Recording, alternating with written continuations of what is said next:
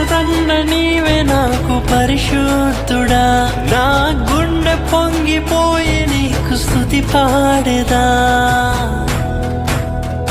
నిండు పరవశమే నీవంటే నాకు యేసయ్యా, గుండె గుడిలో నా కొలువున్న స్వామి యేసయ్యా.